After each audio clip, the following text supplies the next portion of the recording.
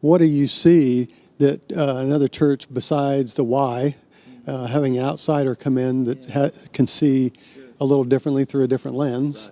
What else do you see as reasons that a church would endeavor to move on strategic envisioning? Yeah, for us, again, and for me, this is a complete, if you will, realm that I stepped into. God was working on my heart about replanting a church.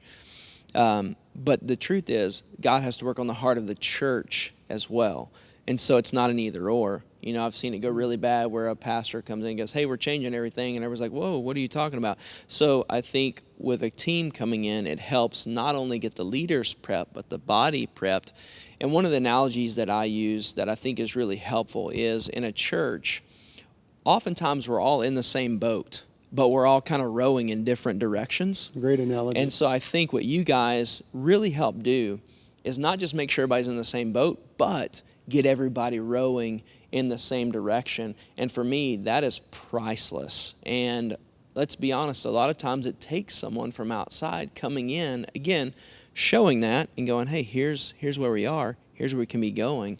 And when that happens, it's a really cool deal. Sweet. So I'd say that's one thing you guys can do really well. Well, one of the things that we see often is that the team isn't together. Right. And there's factions, maybe even we'd call it silos. Yeah, that's true. And so when we come in, one of the things that our job is to figure out where those silos are. Right. And, it's not an easy part to play. Right.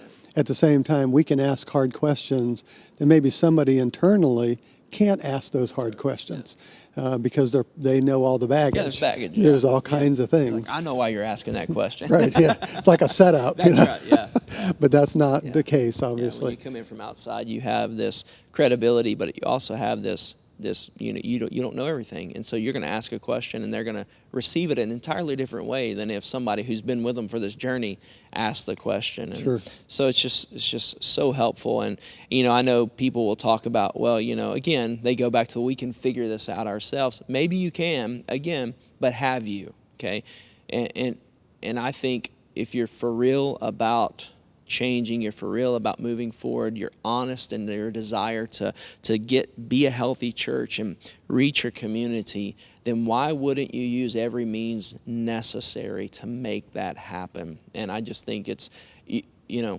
Malphurs group isn't the answer, but I think it's part of the answer. So it's a part of the whole. God uses all kinds of instruments to make that happen.